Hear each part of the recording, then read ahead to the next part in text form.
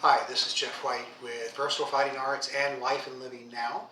I wanted to make a few videos on meditation, Qigong, self-awareness, self-development as a way of being able to help others improve the quality of their lives. Several of my students have asked that I produce a video. I like to write. A lot of people don't read as much nowadays, so they asked if I would do videos. And so happy to do so. And so I wanted to share this. I have long been a practitioner of meditation since my mid-30s and have seen the benefits of it. It's important to note that the benefits of any meditation are done so through consistent activity, consistent repetition. There were times, going through the decades that I have been a meditator, some periods of my life have been very intense in meditation where I would meditate 1 to 2 hours a day.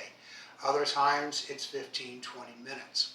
I can tell the difference when I've spent a greater amount of time in meditation to when I don't, in the sense of inner peace, inner calm, my ability to respond more appropriately at times to life's changes, or more creatively, more proactively, rather than just being reactionary.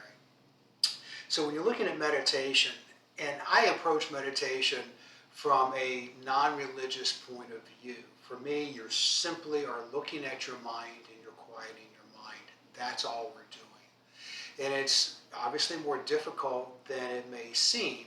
All the literature through thousands of years will talk about the monkey mind or the horse mind, where the monkey mind is constantly being challenged. It's all over the place, as a monkey's in a tree. Now, a horse mind, you think about having your team of horses all directed in one line, and the horsepower, the drive that entails. That's what meditation will be able to do. So as I mentioned, some people had remarked to me as I began to teach this that their church frowned on it, or they were concerned about the religious implications. And technically, whereas you can impugn a religious context to meditation, in and of itself, it does not have a religious connotation to it. It simply is quieting the mind, looking at your mind. There are 3 basic types of meditation that I employ. The first is one-pointed meditation, and that's when we're focusing on our breath, on a sound, on a flame, on the mind. So it develops concentration, absorption, where I'm just focused on that. The second type of meditation is insight meditation, mindfulness meditation, where we're looking at our mind. We're simply observing. We understand that we are not the thought itself. We're the thinker of the thought. So now we're watching our thoughts without attachment, without judgment. And what happens is you begin to see, as the thoughts rise up, like bubbles in an old cartoon, you begin to see where those thoughts were formed because of association with another thought, that came from another thought, that came from another thought. So in that context, all of your whole behaviorist psychologist books were correct in that we build on this from our thoughts. And each thought then triggers something else. And pretty soon we are lost in the attachment of our thoughts and our thinking. But as we begin to watch those thoughts, we begin to understand how they formed. We begin to understand how our belief systems formed. We begin to understand what we assigned value into those thoughts. The third level is more of a guided visual meditation, and I'll use visual meditation where I am creating visions in my head as more of a creative process. There's a few other uses of meditation, types of meditation, but those are the basic 3 that I use. And the first 2 are the ones that I use the most. We're going to talk more about one-pointed meditation in this particular video, and then we'll add to it later on about more of an insight meditation, mindfulness meditation. I view those as being the same thing. Now, every school of thought has a certain way they like to do things. That is completely up to you. When I first started to read about meditation and trying to learn, where I grew up, there was no places where I could learn this. It was early 90s and nobody I could find in the town that I grew up in until much later had any type of meditation. So I read voraciously. Certain schools and thoughts only wanted you to commit to them if you signed on, and I wasn't going to do that. So I just read about how to do that, and then I practiced. And essentially, it really is quite easy. It is difficult to master. It is a lifetime to master. But the actual process is very easy. I want to say that as we begin to work with this, and I teach in layers, by the way. So we kind of come at it with this video with getting the basics, and then we'll add to it, and then we'll add to it in subsequent videos as we talk more. But initially, as we sit down for meditation, now some people like to have a ritual. I tend to shy away from rituals. There's nothing wrong with rituals whatsoever, as long as you understand they're simply a tool to get you somewhere. If you don't need the tool, or you use the ritual, the tool enough that now you don't need it, then set it aside. If you choose to continue with the ritual because it adds value, adds meaning, perfectly fine. But understand that's just a tool to get you there, to put you into a frame of mind, in a frame of reference. It is not a necessary component of it. Now, sitting in posture. I think it's important, when I first learned, everybody said you had to sit lotus on the ground. And the more I looked into that, it was more of a cultural issue. Other, meditation teachers said you really don't need that. In the West, we use a lot of chairs. You can sit on a chair. I do think there's a hybrid. I like sitting cross-legged. I'm actually on a pillow right now where my hips are raised up a little bit so that my knees are lower than my hips. Part of what this does is allow for longevity in being able to sit, but also by doing so, it causes when I sit my hips to move a little bit forward, my spine is able to be a little bit more erect and my back a little bit more erect. So now I have a nice channel with which to breathe. I'm not hunched over like this, which is the danger. And we'll talk more about what happens when we hunch over. But I want to have not military, not shoulders back and stiff, relaxed. This is all about being peaceful and being relaxed. And so I want to be able to sit. I like sitting cross-legged. Other times I'll sit, because of my martial arts, we'll sit in seiza. That has a tendency where you're kind of sitting on your shins and your knees. That has a tendency to put your legs asleep.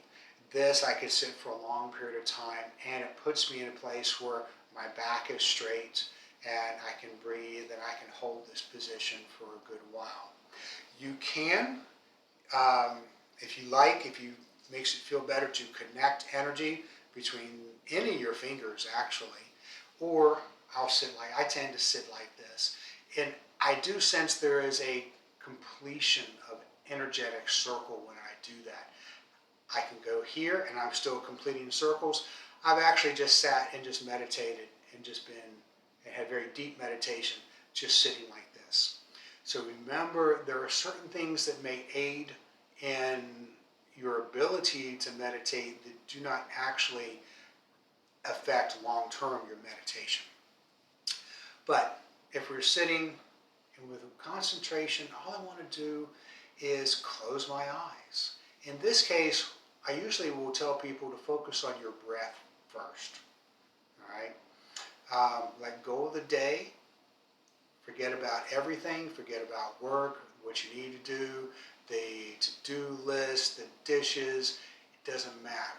This is your time to focus on you. So when you sit, back is straight, not artificially, comfortably straight.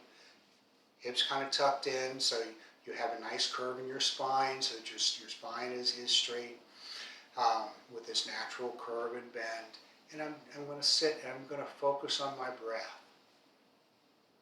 I breathe in, I breathe out. It's not forced. And there are certain meditative styles that use breathing, prana, air, and they have different ways of breathing. We're not doing that in this session. This is just one-pointed meditation. When we're starting to do this meditation, all you're going to do is let go of everything.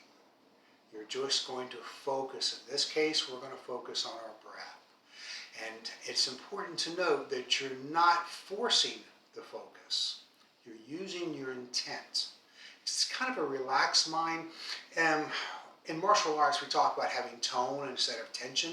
I want to have enough tone in my limbs for them to function and to be held up and to move, but I don't want to be tense. I'm not forcing because it dissipates the energy actually. In meditation, it's the same thing in our mind. I don't want to focus and have to force it. I want to use my will and my intent and rest my mind on my breath and follow it. And just lead the breath in, lead it out, follow my breath. And eventually, and it will always happen, your mind's going to flip. All of a sudden, you're going to thinking about your breath. You're going to be thinking about your breath. Oh, I remember when I breathed like this at one time when I was a kid. Oh yeah, when I was a kid, I was on the playground. Remember the playground? Oh yeah, I remember that pie my mother used to make. That I didn't like that, but her cake was really good. This is how the mind works. So when that happens, and it happens all the time, it happens to everybody, I usually either thinking, and I go back to it. So I just remind myself, I'm thinking. Or you can say, just let it go. For a long time, I would just say, let it go deeper. And that was my key for myself, just to not become attached to those thoughts. I want to stay, in this case, I want to stay on one thought, my breath. I want to follow it. That's all I want to do. I don't, when my brain begins to flit off in another direction, I bring it back to my breath. All right? So let's just sit with your back straight. Like I said, you can do with your hands as you wish. You will find those things that are important to you. I like this, whether it's right hand over left, left hand over right. I tend to fall into left hand under the right. I like connecting. I feel that energetic circle. And then I just focus on my breath. You can close your eyes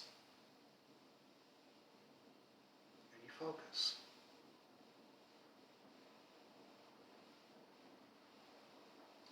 I want to focus on deep diaphragmatic breathing. Not rushed, not forced. Just breathe. The more that you relax, the more your mind relaxes, the deeper your breath will become. Eventually it will become very fine, very shallow in the sense that it's deep but it's not loud. And just focus.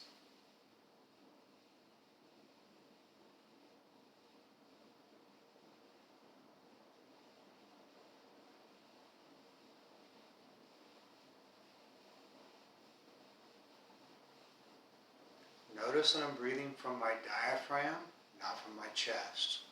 I want to have deep breaths. Breathe in, breathe out. Breathe in, breathe out. When my mind, as I mentioned, flits away, bring it back. Breathe in, breathe out. Breathe in, breathe out. The more that you do this meditation, the greater will become the muscles in your mind and your focus, so that you're able to spend more time just following your breath. Now, I start out with the breath. It's how I typically teach people. When I practice meditation, I use a spot on the inside. I imagine looking at from just above my eyebrows, instead of just in my forehead, so right about here, area of the third eye, there's other names for it, and I'm just looking. I'm just placing my mind, and I'm focused looking at this spot. Eventually what happens is a purple to white light begins to shine, and I just begin to focus in on that light. I don't create tension in my mind. I want relaxation. Eventually, as you do this, you will notice where you have tension in your mind and tension in your body. And when that happens, relax, let it go. As you let it go and relax, your whole body will relax, your mind will relax. You'll begin to see where you've been holding tension in your body, in your shoulders, but places where you didn't expect, your face, your neck. There's times when I'll be in meditation, and all of a sudden it feels like all this tension has left my face. I didn't realize my face had been tense, but all of a sudden everything dropped. It's like all of a sudden the tone goes out and I just relax.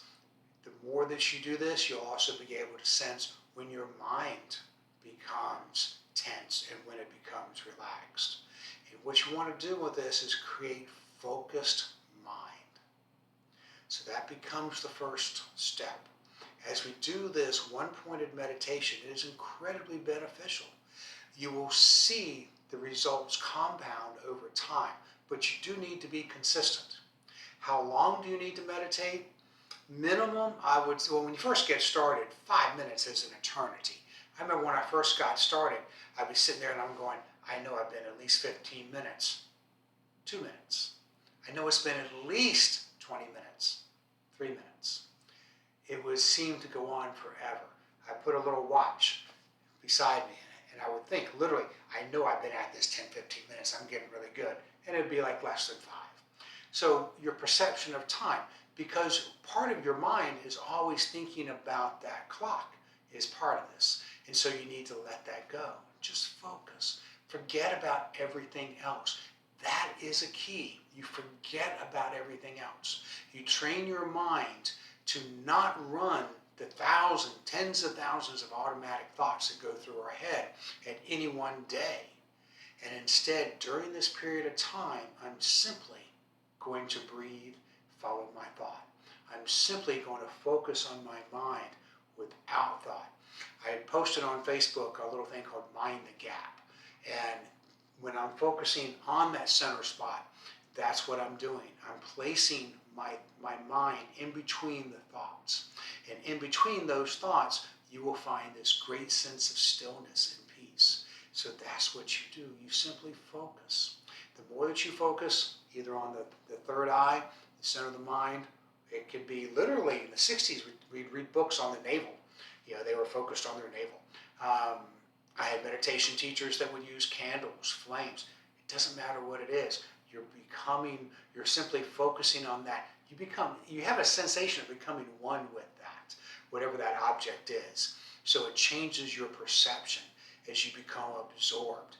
And what happens is you begin to see that your mind is multi-layered. We already know it's very powerful. But your mental and emotional mind, your spirit they're multi-layered. There's all kinds of for lack of a better word, layers, but all kinds of layers to this, and emotional knots and belief systems that are all tied together. Excuse me, some have rational basis, some are irrational. And as we begin to work with watching our mind and getting to see our mind, then we also can begin to see what some of those belief systems are and how they originated. It's very healing as we get into the insight into the mindful meditation. Everything to me begins with this one-pointed meditation. And if this is all you do, it will have a profound effect on your life. So I welcome any comments that you have. You can email me at VersatileFightingArts@gmail.com. You can put comments if you wish into the YouTube box. I will try and answer. I probably will answer better by email, so VersatileFightingArts. This is more the healing aspect of what I do. Versatile Fighting Arts is my martial arts practice where we teach and train Combative Jujitsu and Kuntao and Silat, and then this is more of my healing. So we're going to bring, and it's not just healing, it's very proactive, and it's more of the human part of us. I firmly believe we are spirit, soul, and body. The deepest part of us is spirit, and that's what we are getting to in this meditation. Is we're releasing the mind, we're looking at the emotions, we're releasing the emotions, we're releasing the mental aspect, and we're beginning to see that the ego mind is a tool to use within the earth and enter our lives. but it really isn't us. We're not the thoughts that we think. We instead are the thinker of those thoughts. And so we want to see who is that thinker. And a lot of times we have viewed in our ego mind, it becomes like a prism. We get trapped into thinking that we are our thoughts and our systems of beliefs, and actually we're not. Those are all conditioned upon us. We want to get to the unconditioned state, and that's what meditation will do. So I hope this has been helpful. We will add to this. Like I said, this is unscripted. If you have questions, then feel free to ask. We will continue to build on this practice and this subject. I will also bring in Qigong, which is a moving meditation, breathing, that creates an awareness of the body energies, an awareness of the body and mind and its impact, and begins to harness that as well. We'll also look at other self-improvement, self-awareness, self-development ideas and subjects and thoughts that I may have on the subject as we go through. Many years ago, in my other business, I had a vast email database, and so I would do these writings and send them out. And a lot of people, many people would come back and say how helpful they were. We've kind of lost touch with some of that, but my purpose in all of this is to help improve the quality of your life. If we can do so, then it has been a success.